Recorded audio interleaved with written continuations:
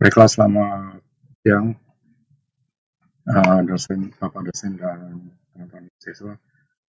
Untuk sesi 1, kita akan membahas transaksional database. Apa itu transaksional database? Yaitu suatu uh, prinsip, yaitu di mana serangkaian prosedur, serangkaian tindakan yang dianggap sebagai satu kesatuan, di mana dia harus berhasil seluruhnya atau gagal seluruhnya. Jadi tidak ada kondisi di tengah-tengah. Dan meninggalkan kondisi database dalam kondisi yang konsisten. Nah, contoh yang paling klasik adalah di mana ketika nasabah mentransfer sejumlah uang, maka dia hasilnya adalah transfer itu terjadi, berpindah saldo rekening atau tidak terjadi. Jadi tidak ada kondisi di tengah-tengah di mana saldo sudah berkurang tapi saldo penerima tidak bertambah. Maka itu inilah diperlukan transaksional database. Untuk yang pertama kita akan mendemonstrasikan dua kondisi, dua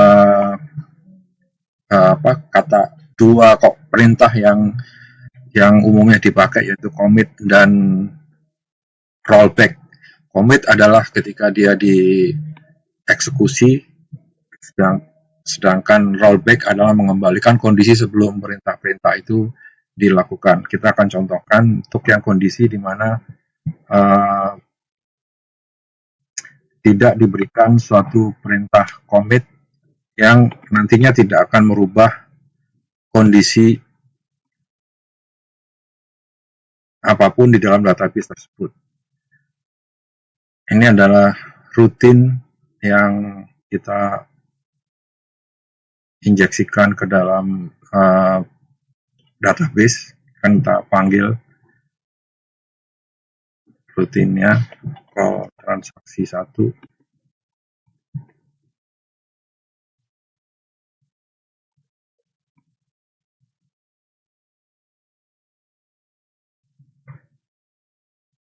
Ya, sudah dilakukan. Nah, ternyata bahwa data tidak bertambah. Di sini ditampilkan 6, di mana ada nama Tito di bawah, tetapi ketika kita lihat di data yang sebenarnya, di data tabel yang sebenarnya, Tito itu tidak ada. Ini bisa terjadi karena tidak diperintahkan komit untuk mengakhiri transaksi tersebut ya. Nah, kemudian kita akan coba masuk apabila komit itu dilakukan atau dimasukkan ke dalam perintah SQL-nya. Kita akan coba dengan menulis transaksi 2. Nah, di sini bunyinya adalah transaksi tersebut insert into pasien, nama pasien, Tito, dan sebagainya. Nah, kemudian di sini ada commit. Nah, dengan adanya commit, maka perintah ini akan dieksekusi. Kita akan coba untuk perintahkan untuk dijalankan dengan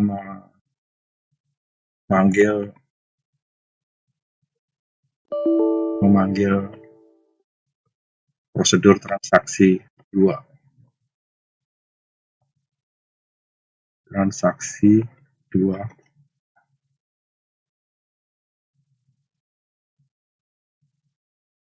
Ya, sudah dilakukan. Di sini sudah muncul Tito karena akibat dari perintah query select, dan kita cek di data yang sebenarnya seharusnya sudah pun masuk karena ini sudah masuk karena ada perintah commit di dalamnya. Dan kemudian yang untuk berikutnya adalah kita akan memperkenalkan perintah rollback. Rollback adalah mengembalikan kondisi data sebelum dilakukan serangkaian perintah-perintah transaksi di dalam SQL. Kita akan coba untuk masukkan transaksi 3.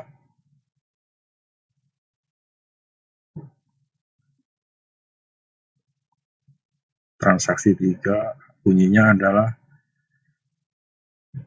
demikian ya.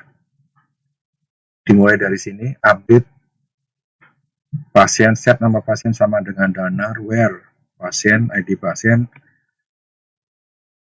sama dengan 3. Nah, di sini di rollback, kemudian select bintang. Nah, kalau di sini di rollback, maka perintah ini tidak akan dieksekusi. Jadi, nama pasien tidak akan berubah menjadi danar, di mana ID pasien nomor 3 tidak akan berubah menjadi danar. Nah, kalau kita eksekusi, di sini ada perintah select akan memunculkan SQL-nya. Nah, ini coba kita perintahkan untuk dijalankan SQL tersebut. Call transaksi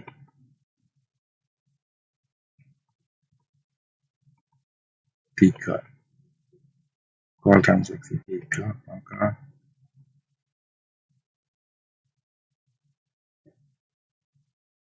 ya, nah, nomor 3 tetap namanya ID pasien Septin, berarti dia tidak akan berubah, belum berubah menjadi danar. Kita cek di data yang sebenarnya nomor 3 Septin tetap bernama Septin, tidak berubah. Maka jika kita ingin berubah, maka perintah rollback itu kita rubah menjadi commit. Kita akan masukkan prosedur yang transaksi 4. Nah, di sini insert pasien values nomor 7 Hanif, Bapak Kanloa, rollback. Kemudian ini tidak akan dieksekusi. Yang ini tidak akan masuk ID nomor 7, tetapi di rollback. Nah, kemudian yang berikutnya baris ke-7, update pasien set nama sama dengan Septin, sama ID pasien sama dengan 3, commit, maka dia akan dijalankan. Nah, karena tadi namanya Septin juga ya, kita akan menjadi danar misalkan. Nah, ini kita akan masukkan prosedurnya. Danar kita coba cek di sini. ID pasien nomor 3 itu siapa? Nomor 3 adalah Septin. Nah, sekarang kita akan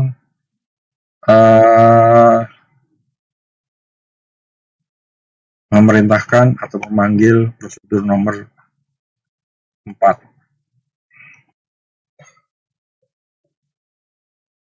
Call transaksi 4.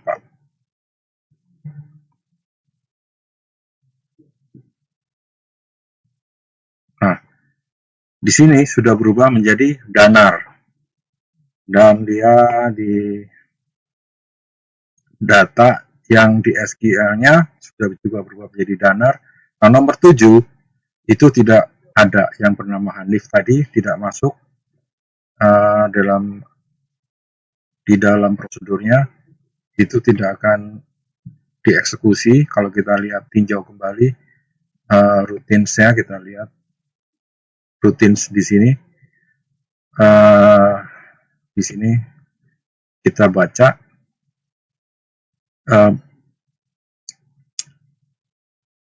nama Hanif nomor 7 diperintahkan, tapi di sini ada perintah rollback.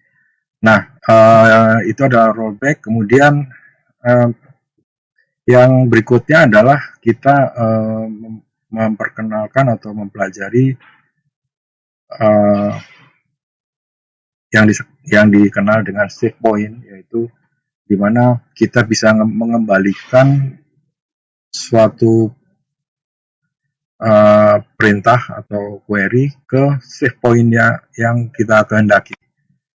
Supaya lebih jelas kita praktekkan saja. Save point adalah suatu penanda di dalam komen ini, di mana kita bisa melakukan mengembalikan kondisi ke perintah sebelum save point. Jadi misalkan transaksi 5 ini, misalkan ada perintah insert into pasien Hanif dan sebagainya, maka kita save point 1 di sini. Save point 1. Kemudian di baris ke-9 insert into pasien 8 Tina dalam Kuriang dan sebagainya. Nah, tetapi ketika di baris nomor 10 ini di rollback ke poin 1, maka dia akan melakukan perintah yang baris ke-6 ini. Nah, kemudian setelah kembali ke sini, dia akan melanjutkan ke baris ke-12. Baris ke-12, dia di baris ke-13 diperintahkan untuk commit, maka yang baris ini akan dieksekusi. Nanti perintah yang ini akan ada masuk nomor 7 Hanif, yang nomor 8 tidak akan tampil, nama Tina tidak ditambahkan, kemudian yang nomor 9 Lutfi akan ditambahkan. Nah, kita akan simpan. Nah, kemudian kita lakukan perintah call transaksi 5.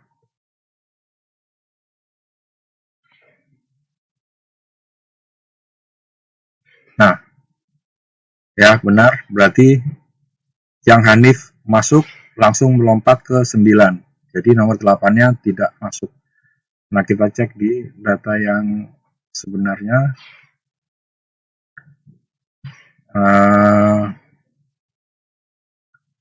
Nomor 7 langsung melompat ke nomor 9. Nah, berarti sudah selesai. Kita akan melanjutkan ke trigger. Nah, untuk trigger ini adalah kita bisa memasukkan suatu prosedur, di mana prosedur itu akan dieksekusi ketika kita melakukan suatu perintah. Ada 3 perintah yang bisa memicu. Dalam bahasa sederhana adalah trigger itu adalah pemicu. Pemicu yaitu ketika dilakukan insert, update, atau delete, maka trigger itu akan terpicu. Nah, untuk mendemonstrasikan itu kita akan membuat dulu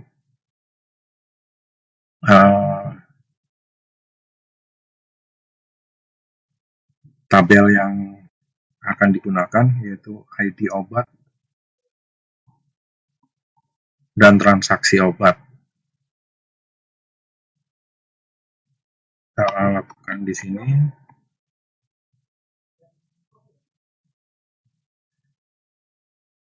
Nah, seharusnya sudah nampak pas di sini ada obat dan transaksi obat. Sudah ada. Nah, kemudian yang kedua adalah kita melakukan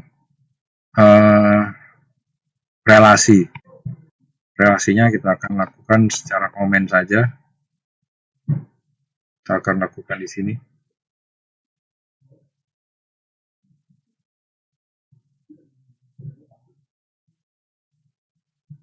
Nah, sudah. Ini adalah komen yang kita relasi antara transaksi obat dengan obat. Nah, kemudian obat ini masih kosong. Kemudian kita akan coba untuk membuat trigger dan mengisi dulu. Kita akan isi dulu obat ini dengan nilai-nilai tertentu.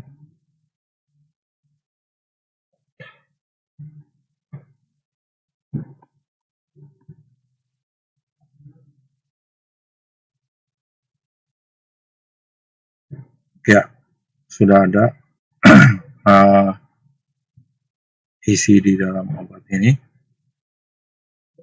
Nah, amekacin, amoksilin, betadin. Nah, ini adalah isinya. Nanti kita akan merubah di dalam transaksi ini. Kita akan jual amoksilin ini 5 pieces, kemudian ini akan otomatis berkurang menjadi 15. Kita akan coba untuk membuat triggernya.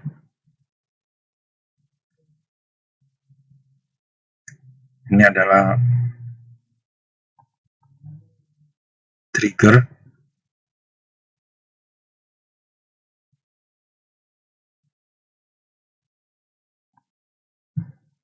Nah, di sini adalah trigger PG underscore jual after insert. Jadi dia akan dieksekusi ketika ada perintah insert. Jadi tadi ada insert, update, delete. Nah, ini after. Jadi ada after, ada before.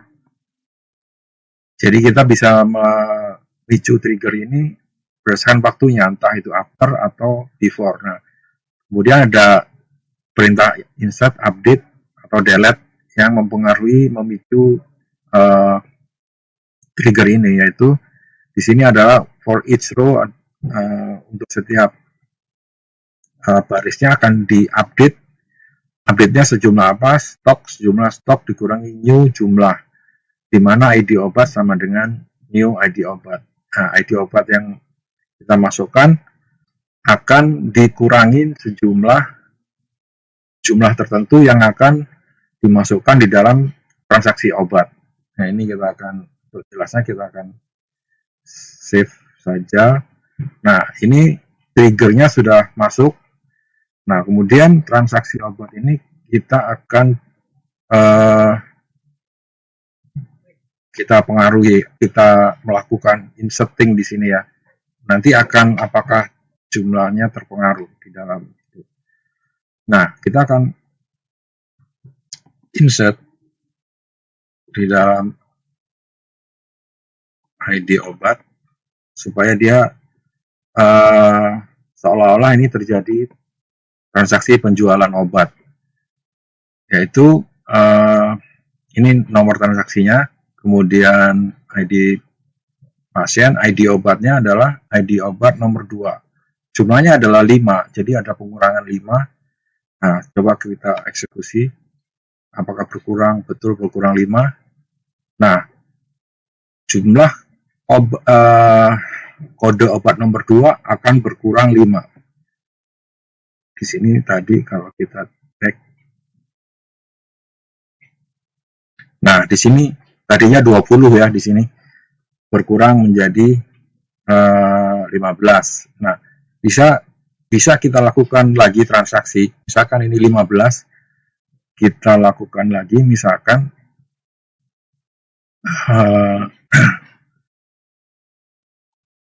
transaksi lagi, misalkan katakanlah 10.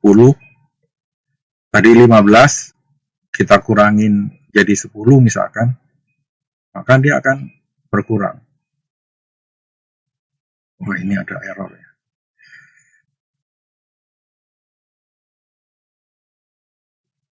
Uh, 15, rupanya di sini ada error.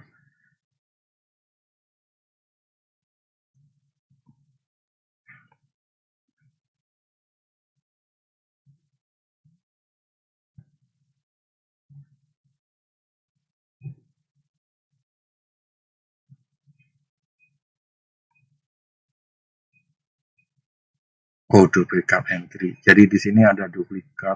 Jadi ID transaksi ini seharusnya beda. Coba kita berubah ID transaksi. Nah, tadi 15 kita lihat dikurangin lagi menjadi 5. Nah, 10. Nah, berarti triggernya sudah berfungsi. Nah, sekarang kita akan menginjak pada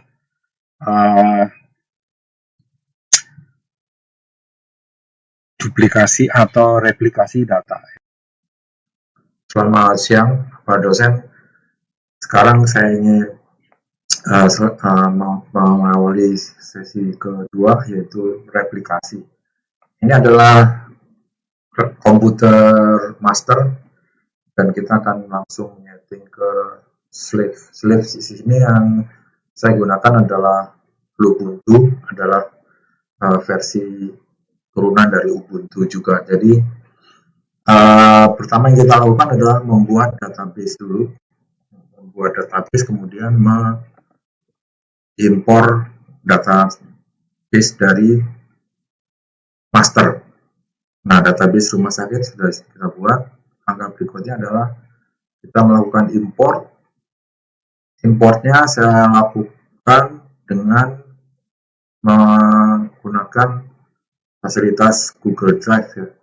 Nah, kita akan cari di download. Nah, ini sudah saya siapkan sebelumnya.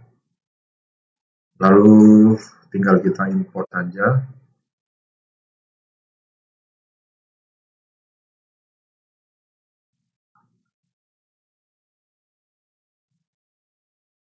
Nah, sudah. Maka di sini langsung akan sudah tersedia tabel-tabel yang ada di master. Nah, langkah berikutnya adalah kita akan membuat settingan replikasi. Replikasinya akan kita klik dulu. Di sini kita cek replication. Nah, ini belum dikonfigur, kita akan konfigur dulu. Nah, ini kita copy dulu di sini.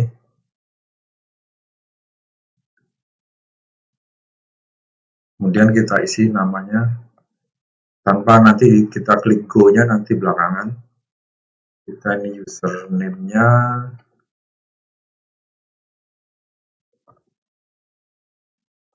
Saya buat seperti ini saja.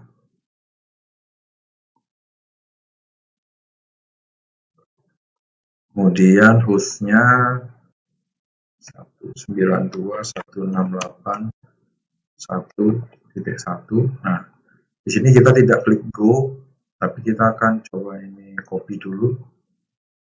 Lalu kita akan pergi ke exam, kemudian di MySQL database, kemudian configure. Nah, kita akan buka config. Nah, ini kita akan lihat, cek di sebelah baris ke-50. Nah, di sini kita akan server ID-nya 3, kemudian server ID-nya itu, lalu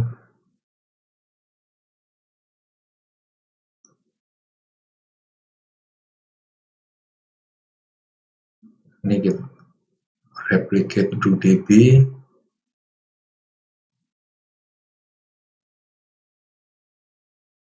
paste. Nah, langsung kita save.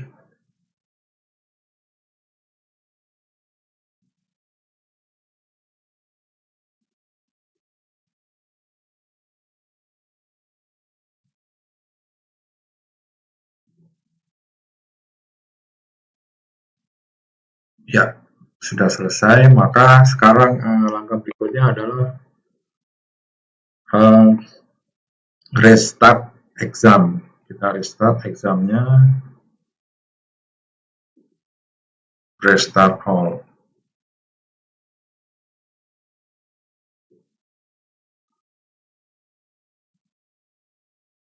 Nah,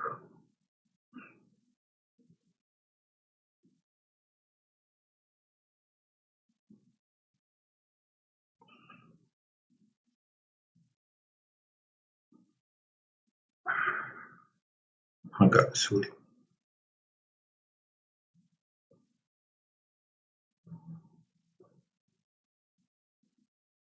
Oh, ada ini ya, yang masih terbuka. Sorry. Nah, kita restarting dulu. Restarting, maka dia akan restart. Lalu Langkah berikutnya adalah konfigurasi slave-nya. Kita tunggu dulu sebentar. Nanti kita akan konfigurasi di sini ya. Ya, coba tunggu apakah sudah. Lumayan memakan waktu, tapi kita tunggu saja. Nah, sudah. Maka ini akan kita klik go, namun akan memunculkan error. Nah, nanti error ini akan kita konfigurasi lagi. Kita konfigurasi lagi pada bagian libraries php-myadmin ya. Kita akan cari di sini.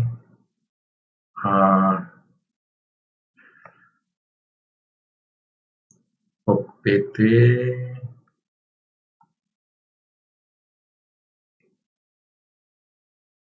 line php-myadmin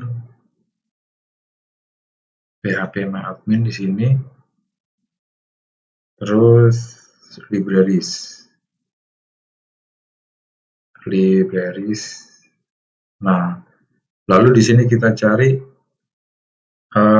file namanya config default php. Klik kanan, open with featherpad. Nah, di sini kita akan line numbernya, dia ada di sekitar 800-an.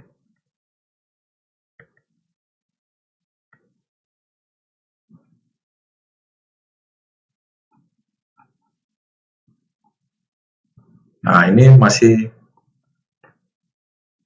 false, kita ganti menjadi true. Nah, kemudian langsung kita save saja. Nah, saving as root, kita kasih passwordnya. Maka sudah tersave. Kita tutup, lalu kita restart lagi.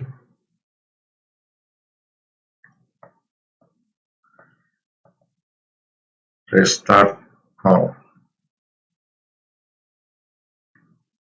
Kita tunggu sampai dia selesai.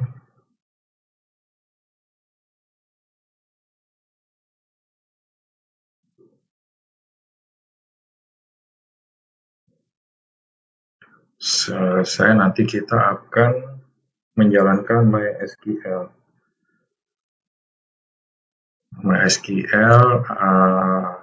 Adanya di,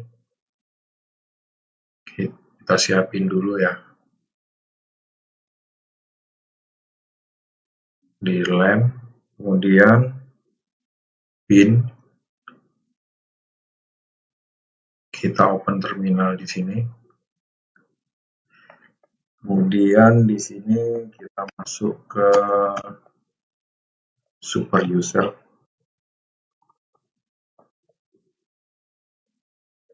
Nah, kita akan langsung masuk ke MySQL.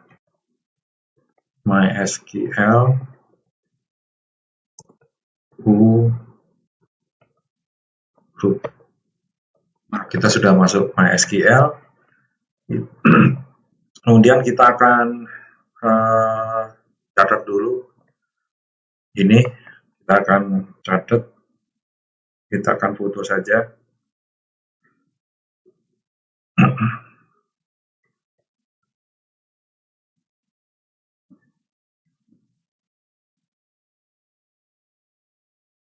Nah, ini kita akan jadikan acuan di sini. Sebelumnya kita stop dulu. Stop slave. Nah, sudah, kita masuk ke change master to, lalu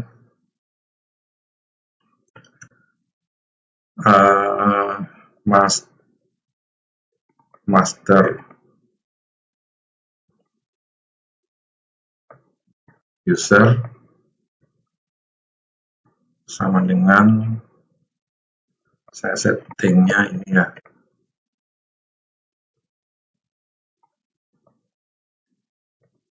Kemudian master password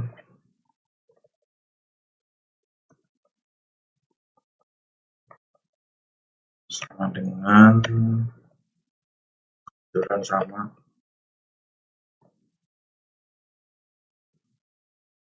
sama kemudian master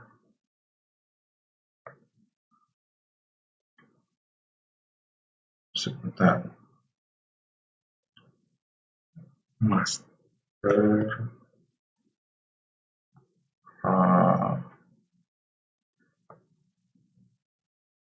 master host pastinya adalah 192.168.1.1. Lalu master log file sama dengan MySQL bin nanti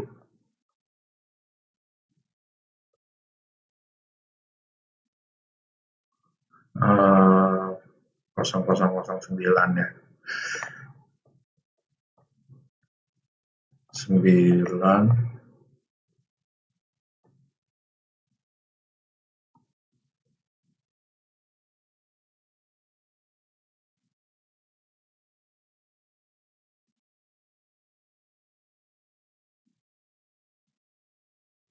lalu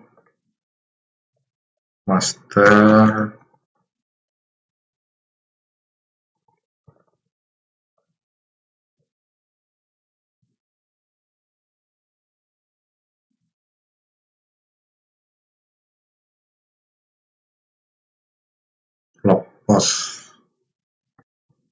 log post sama dengan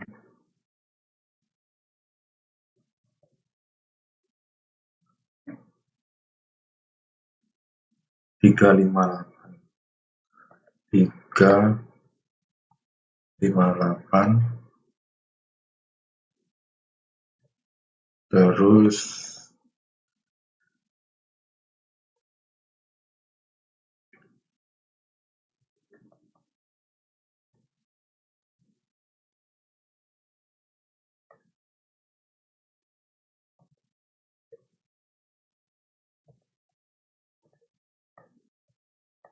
ya lalu selesai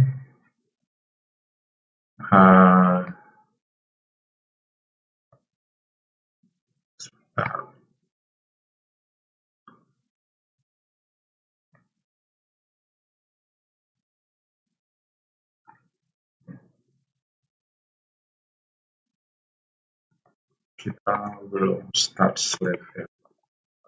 Start slave ya, slave-nya sudah di start, maka kita akan cek. Nah, kita si replika. Nah, ini berarti sudah bisa ya. Ini yes. Nah, sekarang kita akan tes replikanya. Kita tes di sini masih belum ada tabel obat ya. Kita akan buat tabel obat di sini. Apakah berimbas ke slave-nya?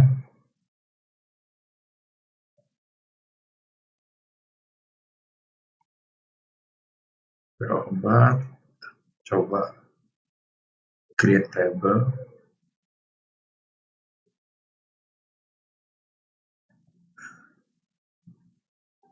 Oh sorry, database-nya belum dipilih.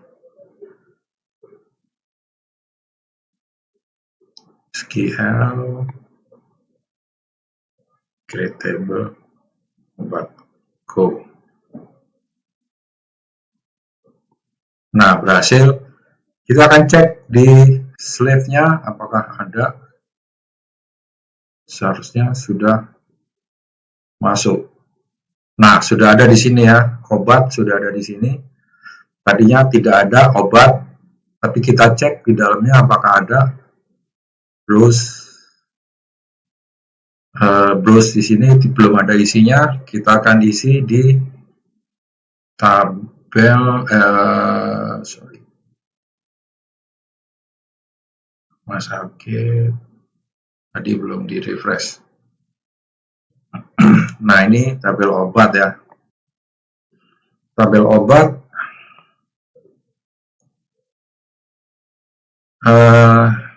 insert into, kita nggak punya, coba kita akan isi saja manual di sini ya.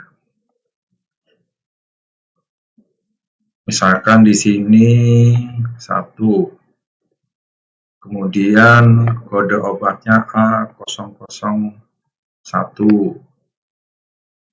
terus nama obatnya misalnya demam, terus harganya misalkan 10.000, terus stoknya misalkan 20. Nah, kita coba isi insert. Nah, sudah. Kita akan cek apakah sudah masuk. Nah, di sini sudah ada demam. Nah, sekarang seharusnya di slave-nya akan juga sudah terisi. Nah, sudah terisi ya. Tadinya kosong. Nah, dengan demikian pengujian replikasi ini sudah selesai. Video saya akhiri. Sekian dan terima kasih.